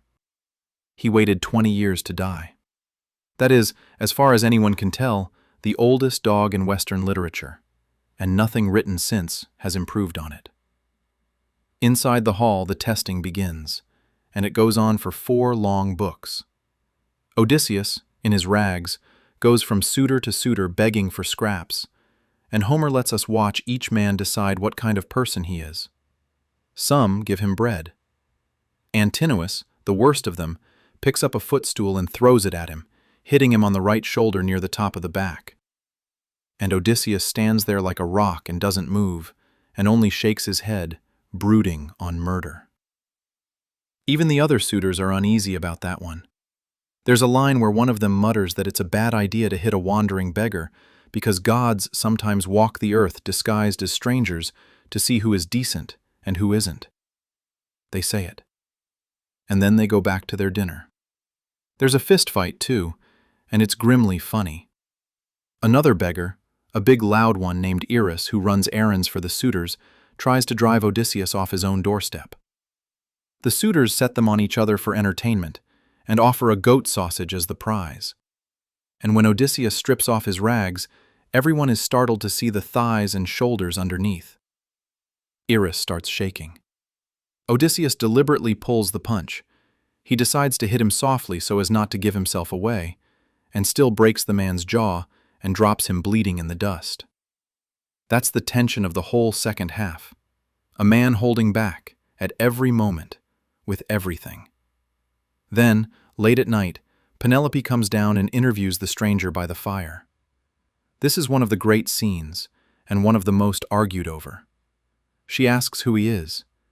He gives her a Cretan lie so detailed and so beautifully told that Homer says he made falsehoods sound like truth as he spoke, and that as she listened, she wept, and her tears melted like snow on the mountains when the east wind thaws with the west wind piled up, until the rivers run full. Her husband is sitting 3 feet away, watching her cry about him, and Homer says his eyes stayed as steady as horn or iron. Then she tells him a dream, and asks him to interpret it. She dreamed of 20 geese in the house, eating grain from the trough, and she liked watching them. Then a great eagle came down from the mountain and broke all their necks and left them dead in a heap, and she wept. And the eagle came back and spoke to her in a human voice and said, "This is not a dream. It is real. The geese are the suitors, and I am your husband." And the beggar tells her carefully that there's not much room for another interpretation. And she does something that has kept scholars arguing for 2,000 years. She says she isn't sure. And she explains that dreams come to us through 2 gates, one made of horn and one made of ivory. The dreams that come through the ivory gate deceive us with things that never come to pass. The ones that come through the gate of polished horn bring true things for those who see them. That image, the twin gates of horn and ivory, is picked up by Virgil in the Aeneid, and by poets and psychologists ever since. It starts here, in a bedroom in Ithaca, in a conversation between a woman who may or may not have already worked out who she's talking to. Because that's the great question. Does Penelope know? Because the very next thing she does is announce that tomorrow she will finally hold the contest of the bow. After 20 years of refusing to choose, she picks the exact morning after a mysterious beggar arrives claiming Odysseus is nearby. Some scholars think it's coincidence, arranged by Athena. Others have argued since antiquity that she has recognized him, or half-recognized him, and is quietly setting the stage. Homer never tells us. He simply lets the possibility sit there, unresolved, which is far more sophisticated than most modern novels dare to be. Before that, though, she orders the old nurse to wash the stranger's feet. And here the poem does something so strange and so bold that it produced one of the most famous pieces of literary criticism ever written. The nurse is Eurycleia. She nursed Odysseus as a baby. She kneels down with the basin, and she puts her hands on his leg, and she finds a scar. And Homer stops. He stops the entire scene at the single most suspenseful instant in the poem, with the old woman's fingers on the scar and the truth about to detonate. And he goes back 70-odd lines into the past to tell us the story of how the scar got there. How Odysseus as a young man went to visit his grandfather Autolycus on Mount Parnassus, and went boar hunting, and how the boar came out of a thicket so dense that neither wet winds nor sun nor rain could get through it, and gashed his thigh above the knee, and how he killed it, and how the family bound the wound and sang a charm over it to stop the blood, and sent him home with gifts. Only after all that does Homer come back to the basin and let the old woman's hands shake and let the foot drop into the bronze so the water spills. In 1946, a German Jewish scholar named Erich Auerbach published a book called Mimesis, which he had written in Istanbul while in exile from the Nazis, working without access to a proper research library. The first chapter is about this exact passage. Auerbach argued that Homer's style leaves nothing in shadow. Everything is brought fully into the light, foreground, uniformly illuminated, with no hidden depths and no suspense withheld. He contrasted it with the story of Abraham and Isaac in Genesis, which is all silence and unexplained interiority. Whether or not you agree, that's the extraordinary thing. One basin of warm water in a poem from the 8th century BC, generating a whole theory of how Western literature works. And it isn't only the scar, it's the name. Because that flashback also tells us that it was Autolycus who named the boy, the man of pain. And so, in the middle of the recognition scene, we learn both where his body was marked and where his name came from, in a single held breath. Eurycleia's hand goes to his chin to speak his name aloud, and Odysseus grabs her throat with one hand and pulls her close, and tells her that if she says one word, he will not spare her, nurse or not, when he kills the rest. The tenderness and the violence in this poem are never far apart. Then comes the morning of the contest and the bow. The bow has a history, and Homer gives it to us. It was given to Odysseus as a young man by a man named Iphitus, whom he met in Messene, in a stranger friendship. And Iphitus was later murdered by Heracles, who killed a guest in his own house, which Homer flags as a monstrous crime. Odysseus loved that bow so much that he never took it to Troy. He left it hanging at home as a memento of a friend. So the weapon that will kill 108 men is a gift, from a friendship, from a man who was killed by a host who broke the sacred rule. Penelope brings it down from the storeroom, and Homer notes that when she took the case off the peg and sat down and laid it on her knees, she wept aloud before she could bring herself to carry it in. The test: string the great bow and shoot an arrow through the sockets of 12 axe heads set up in a line. Scholars still argue about exactly what that means physically, whether the axes were set in a row so the rings at the base of the handles lined up, or whether the shot went through the sockets where the handles fit. Either way, It's a shot that requires a perfectly flat arrow at a great distance through 12 small holes. Suitor after suitor tries. They warm the bow with fat by the fire to make it supple. Not one of them can even bend it enough to get the string on. And then the beggar asks for a turn, and there's an uproar, and Penelope insists, and Telemachus sends his mother upstairs. And Eumaeus carries the bow across the hall with the suitors shouting at him, and the old nurse is told to lock the doors of the women's quarters, and every exit in the room is quietly sealed. And Odysseus turns the bow over in his hands the way a musician handles an instrument. Homer's simile is exactly that. Like a man skilled with the lyre and with singing, who easily stretches a new string around a peg, fastening the twisted sheep-gut at both ends. That easily, he strung the great bow.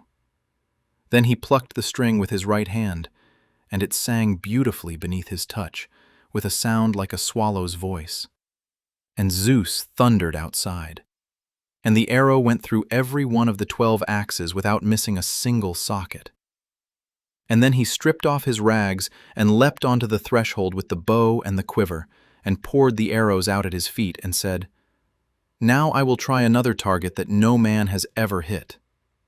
What follows is genuinely appalling, and it's meant to be. Antinous dies first, shot through the throat while lifting a golden two-handled cup, and the poem lingers on the cup falling, and the bread scattering, and the meat being fouled with blood. Then Eurymachus, who tries to negotiate. Then the rest, in a fight that goes back and forth as the treacherous goatherd Melanthius smuggles armor down to the suitors from the storeroom. Athena appears in the rafters in the form of a swallow, watching.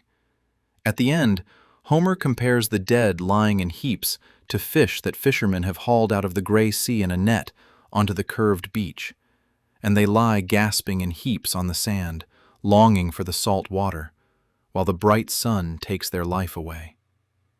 Odysseus stands there spattered with blood and gore like a lion that has been feeding on an ox. And when Euryclea sees the hall and starts to cry out in triumph, he stops her and says, "Rejoice in your heart, old woman, but do not shout aloud. It is not right to gloat over the bodies of the dead." Then comes the part almost nobody remembers, and it is the darkest thing in the poem. 12 of the serving women had gone with the suitors and slept with them and mocked Penelope. Odysseus has them called down and made to carry the corpses out and scrub the blood from the tables and the floor. And then Telemachus, saying that they will not have a clean death, ties a ship's cable between a pillar and the great dome, stretched high so their feet won't touch the ground, and hangs all 12 of them in a row. And Homer writes that they were like long-winged thrushes or doves that fly into a net set in a thicket as they come home to roost. And their feet twitched a little, but not for long. Homecoming again. Even here, birds coming home to roost, caught in a net. Modern readers stop dead at that passage, and they should. The poem's beauty and the poem's brutality are made of the same material. The 12 maids are why Margaret Atwood wrote the Penelopiad in 2005, giving those women a chorus and a voice. And they are part of why Emily Wilson's translation caused such a stir. Because for centuries, English translators had quietly slid words like sluts and whores into a Greek text that simply says women or slave women, adding a moral judgment that Homer himself never made. Translation is never neutral. What you call someone decides how the reader feels when she dies. And then, after all of that, the poem does something extraordinary. It slows down. It goes upstairs. And it gives the last real test, not to a god or a monster, but to a marriage. Penelope has been asleep through the entire massacre. Athena poured sleep over her eyes, which is either a mercy or a very deliberate piece of stagecraft. Euryclea runs upstairs, laughing with joy, to tell her that her husband is home and the suitors are dead. And Penelope refuses to believe her. She says the old woman has been driven mad by the gods. She says it must be some god who killed them, offended by their arrogance. She comes downstairs and sits opposite her husband by the fire, in silence, looking at him. And Homer says that sometimes she seemed to recognize his face, and sometimes she did not, because of the filthy clothes. Telemachus loses his temper with her. He calls her hard-hearted, and asks what other woman would keep away from a husband who had come home in the 20th year. And she answers, calmly, that if this really is Odysseus, the two of them have signs between them that no one else knows. Then she turns to the nurse and says, in front of him, "Go and move the bed out of the bedroom, and make it up with fleeces and blankets for him to sleep on." And that is the moment the great liar is finally, completely caught out by the truth. Because he explodes. He says, "Who has moved my bed? No living man could move that bed, not without enormous difficulty, because I built it myself. There was an olive tree growing inside the courtyard, thick as a pillar, and I built the bedroom walls around it, and roofed it over, and fitted the doors. And then I cut the branches off that olive, and trimmed the trunk from the root up, and smoothed it, and drilled it, and made it the bedpost, and inlaid it with gold and silver and ivory, and strung it with ox-hide thongs. That is our secret. Unless someone has cut through the trunk, that bed cannot be moved, because it is still rooted in the ground." Her knees go weak, and her heart melts, and she runs to him and throws her arms around his neck. She had one trap left, and it was better than any of his. Then Homer gives her a simile that mirrors the one he gave him at the start of Book 5, and if you notice it, it lands like a bell. He says that just as land appears welcome to swimmers whose ship has been shattered at sea, and who struggle out of the gray water onto the shore, caked with salt, glad to have escaped, so welcome was her husband to her as she looked at him, and she would not let her white arms go from around his neck. She is the shipwrecked one. She has been at sea for 20 years, too, without ever leaving the house. Athena, in one of the most quietly generous acts in Greek myth, holds back the dawn. She literally delays the sunrise, keeps night lingering at the edge of the world, and holds golden-throned dawn at the river of ocean, and won't let her harness her horses, so that the two of them have longer in bed to talk. And what do they do with that stolen night? They tell each other everything. She tells him what she endured in the house. He tells her all of it, from the Cicones to Calypso, and Homer runs through the summary in a few lines and says she did not fall asleep until he had told her the whole of it. The last movement of the poem takes Odysseus out to the countryside to find his father. Laertes has abandoned the palace entirely. He lives out on his farm plot, in grief, sleeping in the ashes by the fire in winter, wearing a patched, filthy tunic and a goatskin cap, digging around his vines like a hired hand. And his son, this is almost incomprehensible, and readers have never stopped arguing about it, tests him too, lies to him, tells him another false story, and watches him grieve. When he finally relents, he proves who he is twice over. First with the scar again, and then with something better. He takes the old man through the orchard and lists the trees his father gave him when he was a little boy, following him around the garden and asking for things. 13 pear trees, 10 apple trees, 40 fig trees, and 50 rows of vines that ripened at different times, so there would be grapes all season. A man proving his identity by remembering exactly which trees his father promised him when he was small. If you want to know what this poem thinks a homeland is, it isn't a throne. It's a specific count of fruit trees. Now, the ending. This is where the scholars come in with knives. The families of the dead suitors gather for revenge, and there's a short, strange battle, ended abruptly when Athena shouts and Zeus throws a thunderbolt at her feet, and everybody agrees to peace and forgets the whole thing. Ancient critics didn't like it either. Two of the greatest scholars of the Library of Alexandria, Aristophanes of Byzantium and Aristarchus of Samothrace, working in the 3rd and 2nd centuries BC, apparently marked a line in Book 23 as the paras, the end or the limit of the Odyssey. The line comes right at the moment when Odysseus and Penelope go to bed together. We only know this from a marginal note, a scholion, written by a much later commentator in the margin of a manuscript. So we don't know exactly what they meant. Did they think everything afterward was a later addition by someone else?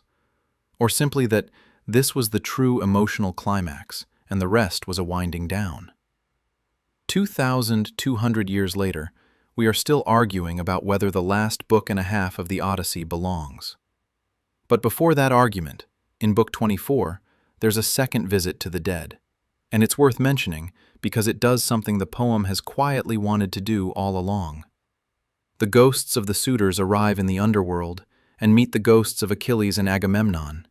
And Agamemnon, who came home from Troy after 10 years and was murdered in his bath by his wife and her lover, hears the story of Penelope's 20-year fidelity and says that the fame of her virtue will never die, and that the gods will make a lovely song for mortals about her. That's the poem congratulating itself, and it's earned. Agamemnon's homecoming is the shadow story running under this whole epic. The Odyssey never lets you forget that there was another king who came home, and what happened to him. And there's one more loose thread. Remember Tiresias's strange prophecy, the oar carried inland until someone mistakes it for a winnowing fan? Odysseus never does it, not in the poem. He tells Penelope about it in bed, warns her there is still more toil to come, and then the Odyssey ends without that journey ever being made. The ancient world could not leave that alone. There was a later epic, now lost apart from summaries, called the Telegony, attributed to a poet named Eugamon of Cyrene, which continued the story. And in it, Odysseus dies in the strangest possible way. Circe, back on Aiaia, had borne him a son named Telegonus. The boy grows up, goes looking for his father, lands on Ithaca without knowing where he is, and starts raiding for cattle. Odysseus comes out to fight off the raiders, and his son kills him with a spear tipped with the barb of a stingray. Death out of the sea, gently, in old age, exactly as Tiresias promised, if you squint. The prophecy is fulfilled by a poisoned fish spine held by a child he never met. Now let's talk about where all of this might actually be, because people have been looking for a very long time. Ithaca itself is a real island. It's there today, off the west coast of Greece, next to the much larger Kephallonia, with a population of a few thousand people. The trouble is that Homer's description of it doesn't quite fit. He calls it Kthamale, low-lying, and says it lies furthest toward the dark, toward the west, with the other islands away toward the dawn. Modern Ithaca is mountainous, and it isn't the westernmost. The geographer Strabo was already puzzling over this in the 1st century BC.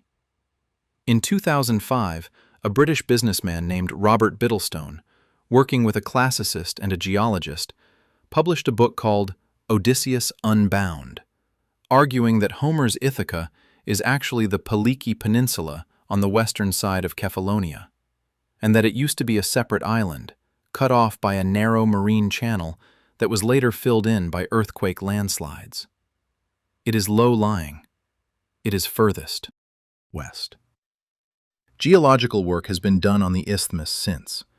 The debate is unresolved and quite lively. Meanwhile, on modern Ithaca, the archaeology is genuinely tantalizing. In the 1930s, a British archaeologist named Sylvia Benton excavated a cave at Polis Bay, on the northwest coast of the island, and found something remarkable. A set of bronze tripod cauldrons dating to roughly the 9th and 8th centuries BC, the very period when the Odyssey was taking shape.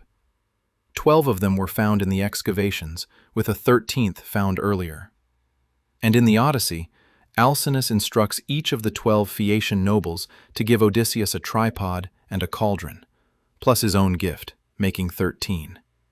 Now, that could be coincidence. Or it could be that a real local cult of Odysseus was already dedicating tripods in that cave, and that the poem is describing a practice its own audience knew.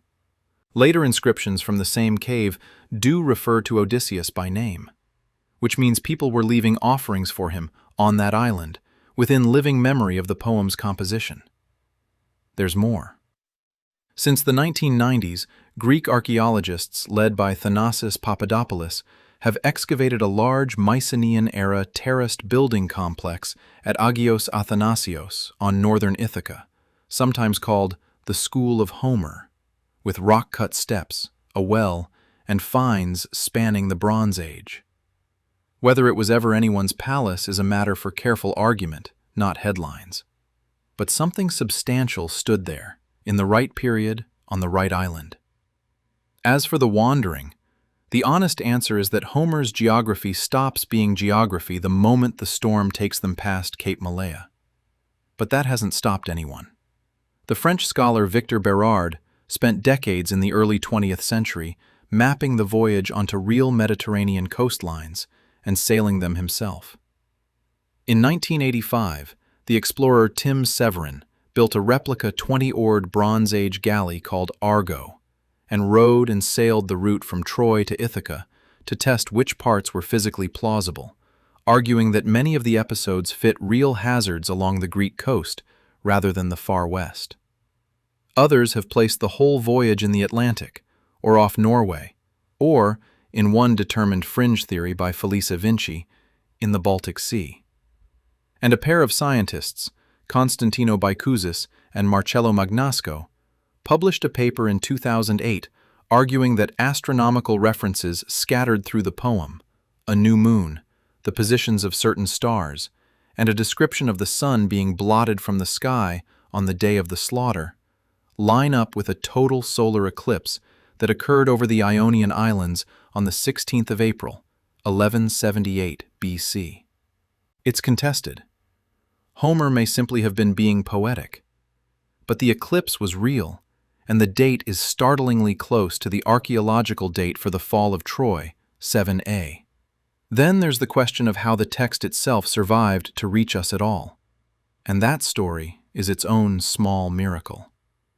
The oldest complete manuscripts of the Odyssey we possess are medieval, Byzantine copies, made by monks and scholars, the most important being a codex now in Florence, in the Laurentian Library, generally dated to around the 10th or 11th century.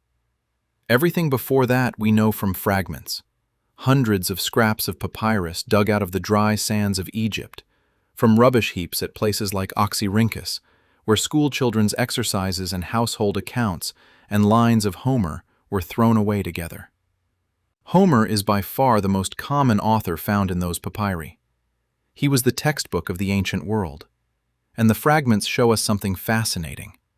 The earliest ones, from the 3rd century BC, are often what scholars call wild texts.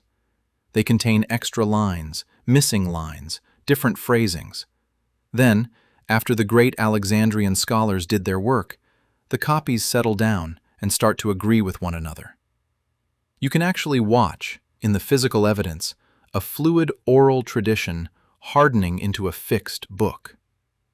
In 2018, the Greek Ministry of Culture announced that a clay tablet had been found near the Temple of Zeus at Olympia, carrying 13 lines from Book 14 of the Odyssey, the conversation at the swineherd's hut.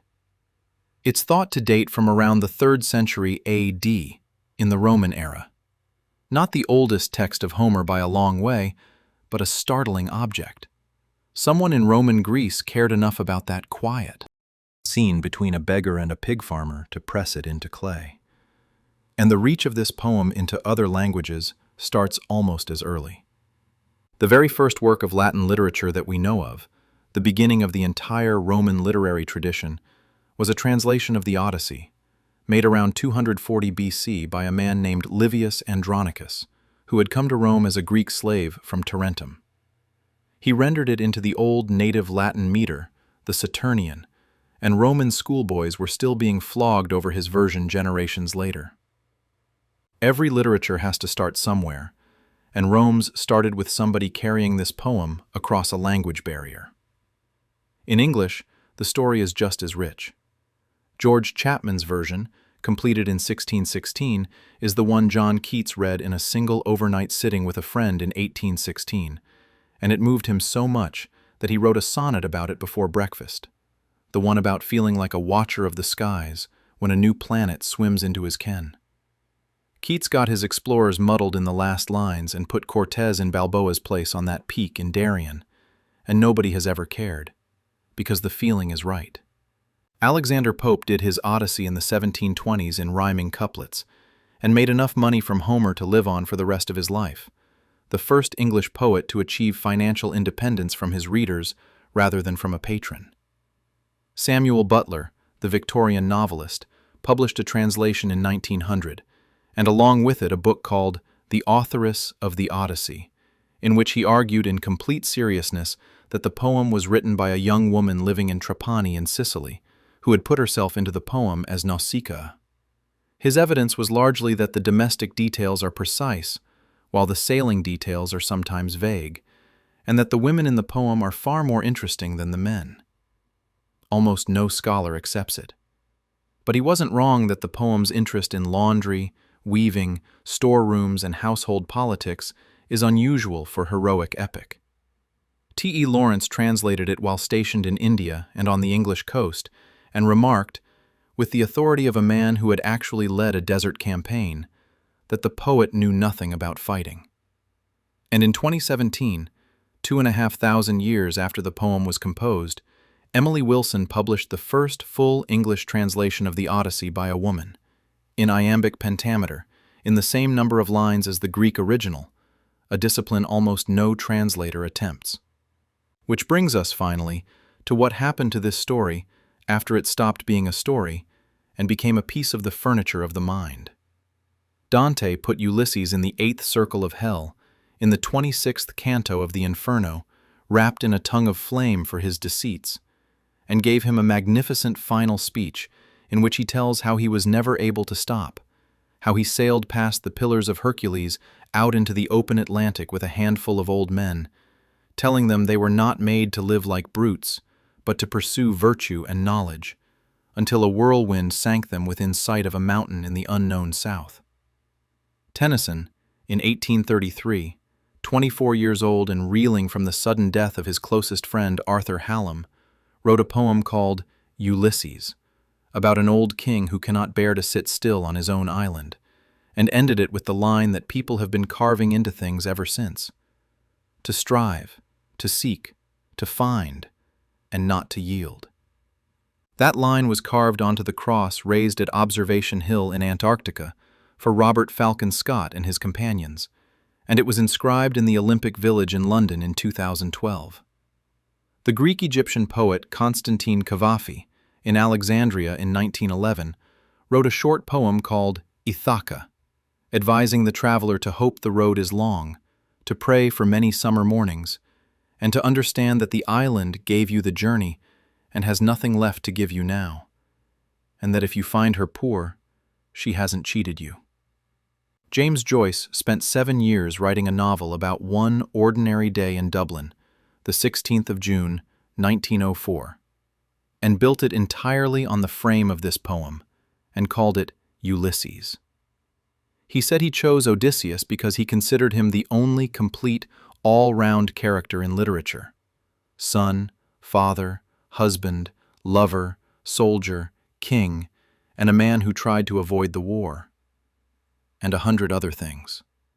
A Coen Brothers film in Depression-era Mississippi, Atwood's chorus of Hanged, Maids, Derek Walcott's Caribbean epic Omeros, countless translations into countless languages, and a word that entered English as a common noun, so that any long, transformative, difficult journey, a diagnosis, an immigration, a career, a childhood, can simply be called an Odyssey. And now let's slow all the way down because we've come a long way tonight. Think about what this thing actually is. A song, composed without writing, by people whose names we do not know, in a world that had forgotten how to read. Carried in the mouths of singers for centuries across a dark age, holding on accurately to details like a helmet made of boar's tusks that none of the singers had ever seen. Written down at the very moment the alphabet arrived, edited by librarians in Egypt, copied by Byzantine monks, thrown away in Egyptian rubbish heaps and dug back up, pressed into a clay tablet by somebody near Olympia in the Roman era who wanted the scene with the swineherd. Translated by a Greek slave in Rome, by a blind English Renaissance scholar, by a hunchbacked poet in Twickenham, by a shy man hiding from his own fame in the Royal Air Force, by a classicist in Philadelphia who decided the first thing to tell us about this man was that he was complicated. And through every single one of those hands, the story stayed essentially the same.